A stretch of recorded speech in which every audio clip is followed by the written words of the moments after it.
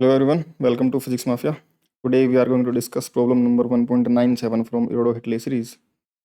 ये क्वेश्चन जैसा पिछला क्वेश्चन था 1.96 मोमेंटम पर बेस्ड क्वेश्चन है, लेकिन इसमें काइनेमेटिक्स का एक और पार्ट पूछा गया है। क्वेश्चन में दे रखा है कि t=0 पर stationary particle mass m experiences time dependent force की एक्सप्रेशन दे रखी है 80 into to minus T. A is a constant vector, A जो है बोल्ड लेटर्स में लिखा हुआ, तो ये एक वेक्टर है, फोर्स भी एक वेक्टर है। फोर्स वेक्टर की डायरेक्शन ए वेक्टर की डायरेक्शन में है। तो टाइम है जहाँ जब तक कि उस पर फोर्स लगता है पार्टिकल पर, तो वो वाला टाइम है जब तक कि पार्टिकल पर फोर्स लगता है। मान लो पार्टिकल पर 10 सेकंड के लिए फोर्स लगता है, तो तुम्हारा 10 सेकंड है, कुछ ऐसा ऐसा है तो अब बोल रखा है कि पहला पार्ट में क्या, momentum of the particle when the action of the force discontinued. जब फोर्स लगना बंद हो गया उस समय तक, जहाँ तक समय लग t=टो समय तक इस पर फोर्स लग रहा है, तो t=टो समय पर फोर्स लगना बंद हो जाएगा। तो उस समय तक इसने कितना मोमेंटम गेन किया, तो उस समय उसका मोमेंटम क्या होगा। साथ ही साथ उतने टाइम में distance covered by the particle by the force acted, जब भी फोर्स लगा उतने टाइम में उसने कितना डिस्टेंस कवर किया, ये भी हमसे पूछा गया। तो देखो, हमने जैसे पिछले सवाल में कहा था, मोमेंटम दो तरीके से निकाला जा सकता है। मोमेंटम या तो p=m/v से निकाला, फोर्स है, फोर्स से एक्सेलरेशन निकाला जाता है, फोर्स बाई मास से। ठीक है, हमें मास m दे ही रखा है, तो फोर्स माइनस एक्सेलरेशन, एक्सेलरेशन को इंटीग्रेट करके ए को dv/dt रख के v as a function of t निकाला जा सकता है। और उसमें टाइम की वैल्यू टो रख करके t=टो पर वेलोसिटी निकाली जा सकती है, और उस वेलोसिटी पर हम m/v वेक्टर करके और फाइनल मोमेंटम निकाल सकते हैं। ठीक है, यहाँ से a निकाल लेंगे f/m, और फिर एक्सेलरेशन को रख देंगे dv/dt, और ये टाइम का फंक्शन आ ही जाएगा क्योंकि f/m ये होगा। और इसको इंटीग्रेट कर लेंगे t=0 पर, पार्टिकल स्टेशनरी था, रेस्ट में चलना स्टार्ट हुआ, तो t पर वेलोसिटी आ जाएगी। टी की वैल्यू जब टो रखेंगे तो फाइनल वेलोसिटी और मोमेंटम आ जाएगा। या फिर ये मेथड थोड़ा सा लेंदी होता है, दूसरा मेथड अगर हम देखेंगे तो दूसरा मेथड आसान होता है। क्या कि फोर्स जो होता है वो rate of change of momentum होता है dp/dt। फोर्स जो होता है वो rate of change of momentum होता है। सबसे पहले कि जितने टाइम पर फोर्स लगना बंद हुआ, तो फोर्स जब जीरो हुआ उस समय एफ जो था वो 80 t-2 जीरो हुआ, तो ए वेक्टर तो जीरो में चला गया, और ये बन जाएगा t × t टो-t=0। तो फोर्स जीरो दो बार है, एक तो t=0 पर जब ये जीरो है, और दूसरा जब ये जीरो यानी कि t=टो सेकंड पर, दोनों समय पर फोर्स जीरो है। तो जीरो से लेकर t=टो तक हमें ये बताना है कि इसमें मोमेंटम कितना गेन करा। फोर्स dp/dt होता है, तो dp को लिख सकते हैं fdt। समझ में आ गया, डीपी dt उधर जाए fdt, दोनों को इंटीग्रेट कर देंगे। t=0 पर ही रेस्ट से चलना स्टार्ट हुआ था, तो मोमेंटम जीरो था, तो t=t पर जो फाइनल मोमेंटम होगा वही चेंज इन मोमेंटम होगा। तो फाइनल मोमेंटम आ जाएगा तुम्हारे पास इंटीग्रेशन f की जगह a वेक्टर इंटू टी टो-t, ये हमें f वेक्टर दे रखा था, इंटू dt। हम बोल्ड लेटर्स के बजाय एरो लगा करके वेक्टर को लिखते हैं, इसमें बोल्ड लेटर में लिखा हुआ है a एक वेक्टर है और ये f भी वेक्टर है, तो हम उसको एरो से लिख देते हैं वेक्टर को। ठीक है, अब इसको टी को अंदर मल्टीप्लाई कर दिया, तो ये tau into t minus t square बन गया, डी टी इंटीग्रेट कर देंगे, टो कांस्टेंट है, टी का इंटीग्रेशन t² / 2 बन जाएगा, माइनस टी की पावर 2 का t³ 3/3 है ना, एक्स और एन का जो एक्स और n+1/n+1 इंटीग्रेशन का फॉर्मूला होता है उससे। ये बाहर रहा, इसकी लिमिट जीरो से टी टाइम तक लगेगी। अपर लिमिट में तो दोनों टी टी ऐसे कैसे रह जाएंगे, लोअर लिमिट में दोनों जगह जीरो रखा जाएगा तो कट जाएगा, जीरो जीरो हो जाएंगे। तो जो मोमेंटम है फाइनल वो a times tau into t² / 2 minus t³ 3 इतना लिखा जाएगा। टी की वैल्यू टो सेकंड पर पूछा गया था हमसे कि जब तक फोर्स लग रहा है, फोर्स लगा t=टो सेकंड तक, तो टी की वैल्यू टो रखोगे तो टो की पावर 3/2 माइनस टो की पावर 3/3, तो वन टो की पावर 3 कॉमन आ जाएगा, 1/2 माइनस 1/3 होता है 1/6। ठीक है, तो ये बन जाएगा पी वेक्टर, जो फाइनल मोमेंटम t=टो पर होगा वो A vector into two cube upon में 6। और उसके बाद फोर्स लगना बंद हो गया तो फिर ये मोमेंटम कांस्टेंट रहेगा, क्योंकि उसके बाद फोर्स नहीं है तो मोमेंटम चेंज नहीं होगा। फोर्स ही मोमेंटम चेंज करता है, force rate of change of momentum होता है। तो फोर्स लगना बंद हो गया उसके बाद, तो ये मोमेंटम फिर फाइनली जो आया वो कांस्टेंट रहेगा।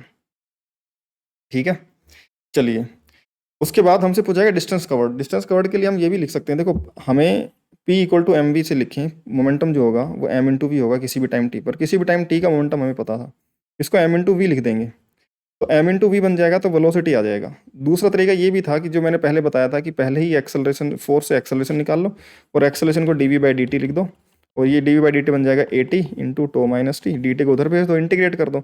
जैसे यहाँ पर भी तो इंटीग्रेशन ही हुआ है, तो वही सेम इंटीग्रेशन उसमें होगा, क्योंकि बस उसमें मास नहीं आएगा, इसमें मास भी है मोमेंटम के अंदर, बस इतना सा फर्क आएगा। तो इसको सेम तरीका है, आंसर सेम ही आएगा, है ना। हम सीधा ही कर लेते हैं, क्योंकि हमने मोमेंटम निकाला है किसी भी टाइम टी पर, तो मोमेंटम को उस टाइम का मास, सॉरी मास इंटू उस टाइम की जो वेलोसिटी वी होगी उससे मल्टीप्लाई करके लिखा जा सकता है। तो ये मोमेंटम के बराबर होगा टाइम टी का, मास से डिवाइड कर देंगे तो वेलोसिटी आ जाएगी as a function of time. अब वेलोसिटी क्योंकि टाइम के साथ बदल रही है, तो s=ut+12 जैसा फॉर्मूला नहीं लगाया जा सकता, क्योंकि वेलोसिटी टाइम के साथ बदल तो जाए लेकिन लीनियर एक्सप्रेशन बनना चाहिए, t⁻1 यानी कांस्टेंट एक्सेलरेशन आनी चाहिए। यहाँ पर एक्सेलरेशन कांस्टेंट नहीं है क्योंकि फोर्स कांस्टेंट नहीं है। समझ में आई, फोर्स वेरिएबल है तो एक्सेलरेशन वेरिएबल है, तो वेलोसिटी का लीनियर फंक्शन नहीं है। तो ऐसे फंक्शंस में जब लीनियर टाइम वेलोसिटी t⁻1 पर डिपेंड नहीं करती, तो हम यूनिफॉर्म मोशन वाले इक्वेशंस नहीं लगा सकते। तो वेलोसिटी को dx बाई dt लिखना पड़ेगा, dr बाई dt लिखना पड़ेगा, जो rate of change of displacement या rate of change of position है। ये तो एक कांस्टेंट वेक्टर है, ये तो एक कांस्टेंट वेक्टर टाइम के साथ में, लेकिन ये वेलोसिटी वेक्टर बदलेगा। और जब तक पार्टिकल पर फोर्स लगा तब तक फोर्स एक ही डायरेक्शन में लग रहा था, फोर्स पॉजिटिव था। टी की वैल्यू टो तक, टी की वैल्यू टो तक लगा था, तो तब तक ये जो एक्सप्रेशन है टी की वैल्यू टो तक ये नेगेटिव रहेगा, तो फोर्स हमेशा नेगेटिव रहेगा एक्सेलरेशन के अपोजिट डायरेक्शन में, तो एक ही डायरेक्शन में चलेगा पार्टिकल। उसके बाद में जब टी की वैल्यू टो से बड़ी होगी, सॉरी गलत बोल दिया, टाइम है ये टाइम बदलेगा, ये तो कांस्टेंट है। जब टी की वैल्यू टो तक बढ़ते बढ़ते जाएगा तब तक ये हमेशा टो से कम है, तो ये वैल्यू पॉजिटिव रहेगी, फोर्स पॉजिटिव रहेगा, तो एक ही डायरेक्शन में फोर्स लगेगा, उसी डायरेक्शन में चलेगा पार्टिकल। इस टाइम के बाद में वेलोसिटी आगे गेन कर चुका होगा, अगर टाइम टो से और बढ़ेगा तो फिर फोर्स नेगेटिव आना स्टार्ट होगा, पार्टिकल रुकना स्टार्ट होगा।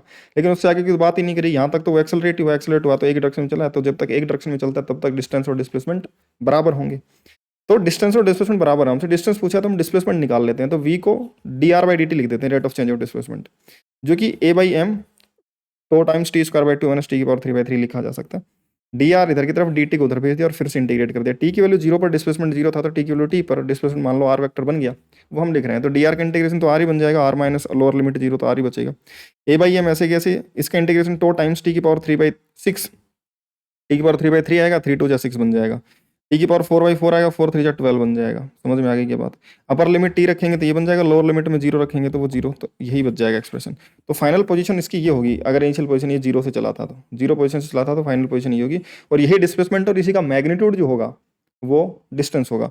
मैग्नीट्यूड निकालने के लिए तो ये तो मैग्नीट्यूड ही है, सिर्फ ए वेक्टर है, तो इसका मैग्नीट्यूड निकालने के लिए ए का मैग्नीट्यूड देखना पड़ेगा, और ए के मैग्नीट्यूड को सिंपल ए लिख सकते हैं। तो A by M to times T की पावर 6 माइनस टी की पावर 4/12, और टी की वैल्यू टो टाइम में कितना डिस्प्लेसमेंट होगा, जो हमसे पूछा गया कि टोटल टाइम में जब तक फोर्स लग रहा था उसमें कितना डिस्प्लेसमेंट आता है, टी की वैल्यू टो रख देंगे, तो ये बन जाएगा टो की पावर 4/6 माइनस टो की पावर 4/12, तो 2/12 कर देंगे, 2/12 माइनस 1/12 बन जाएगा, तो ये बन जाएगा a इंटू टी की पावर 4 यहाँ से आ जाएगा, अपन में 12 इंटू एम। समझ में आ गई बात।